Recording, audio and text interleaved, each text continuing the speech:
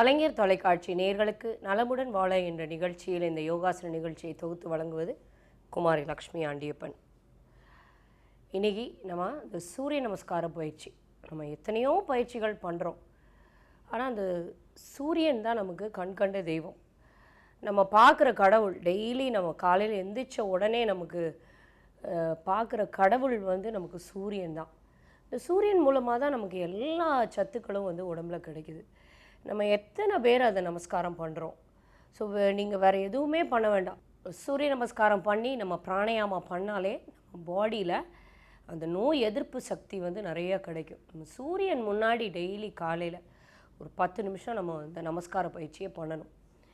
இப்போ நம்ம சொல்லுவாங்க, அந்த பிரம்ம முகூர்த்தத்தில் தான் நம்ம எந்த ஒரு விஷயத்தையும் ஸ்டார்ட் பண்ணாலும் நம்ம என்ன நினைக்கிறோமோ அதை காலையில் 4:30 மணிக்கு எழுந்திரிச்சு நம்ம அதை செஞ்சோம் அப்படின்னா வாழ்க்கை நமக்கு சக்ஸஸ்ஃபுல்லாக இருக்கும். நம்ம என்ன நினைக்கிறோமோ அதை நம்ம சாதிக்க முடியும் அப்படின்னு நினைக்கிறோம். ஆனால் 4:30 மணிக்கெலாம் இன்றைக்கி யாருமே எந்திரிக்கிறது இல்லை. அதாவது நைட்டு படுக்கிறதே நம்ம ரொம்ப லேட்டாக தான் படுக்கிறோம்.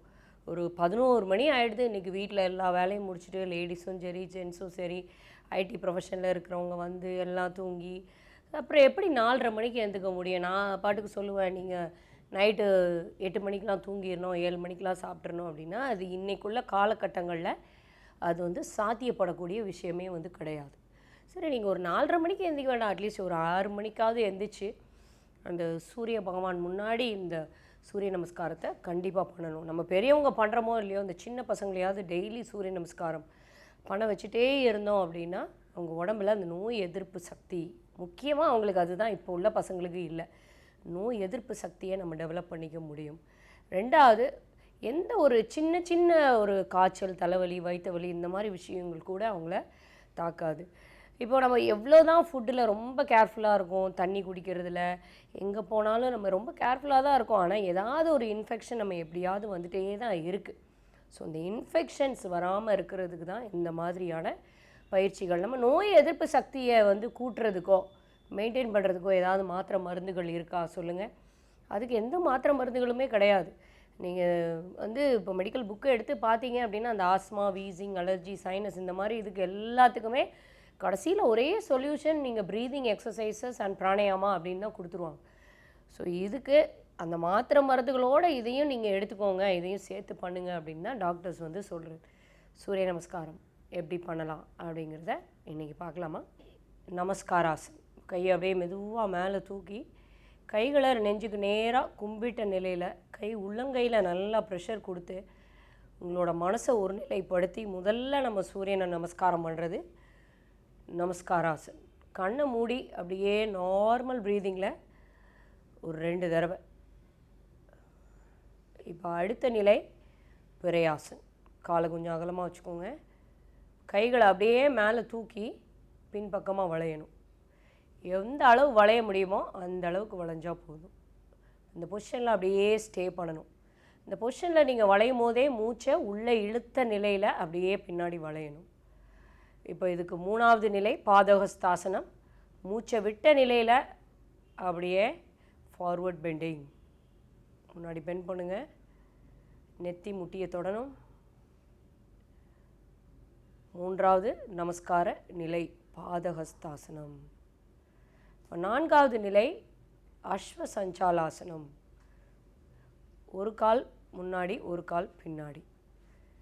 கையை மேலே தூக்கி அப்படியே மூச்சை இனேல் பண்ணி கையை மேலே தூக்கி கும்பிடணும். அப்படியே மூச்சை இனேல் பண்ணி அப்படியே முதுகெலும்பை கீழே லோயர் பேக்லேருந்து அப்படியே ஒரு வளைக்கணும். உங்கள் பாடியை ஃபுல்லாக பேலன்ஸ் பண்ணிடணும். 5வது நிலை மூச்சை விட்ட நிலையில் பர்வட்டாசனம், மலையாசனம். முன்னாடி இருக்க கால் பின்னாடி நல்லா முன்னாடி குனியணும், ஃபார்வர்ட் பெண்டிங். 5வது நிலை. 6வது நிலை காலை மடக்கி உட்காரணும், நமஸ்காராசன். இது நம்ம சாதாரணமாக நிரகுஞ்சாசன், ஹார்ட்டுக்கு ரொம்ப முக்கியமான ஆசனம். 6வது நிலை. 7வது நிலை புஜங்காசனம். மூச்சை உள்ள இழுத்த நிலையில் 7வது நிலை. 8வது நிலை திருப்பி அப்படியே ரிவர்ஸில் பர்வட்டாசன். நம்ம கை கால்களை எங்கே வச்சோமோ அங்கேயே தான் இருக்கணும். உடம்பு மட்டும்தான் மூவ் ஆகிட்டே வரணும். கை கால்களை அட்ஜஸ்ட் பண்ணவே கூடாது. இப்போ 8வது நிலை, ஒரு கால் முன்னாடி கையை மேலே தூக்கி அஸ்வசஞ்சாலாசனம், மூச்சை உள்ளே இழுத்த நிலையில்.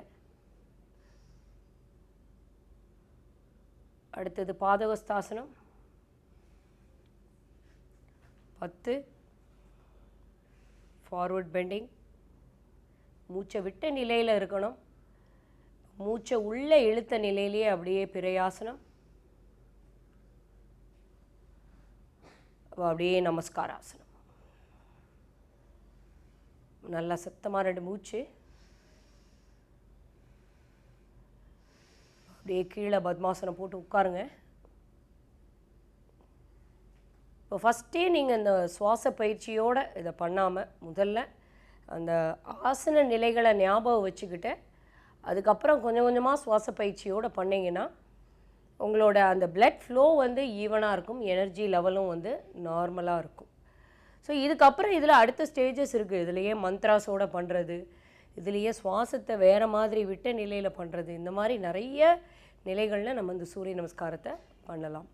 நாளைக்கு வேறொரு பயிற்சியோடு நான் உங்களை சந்திக்கிறேன். நன்றி. நீதிக்காக போராடும் வன்மை.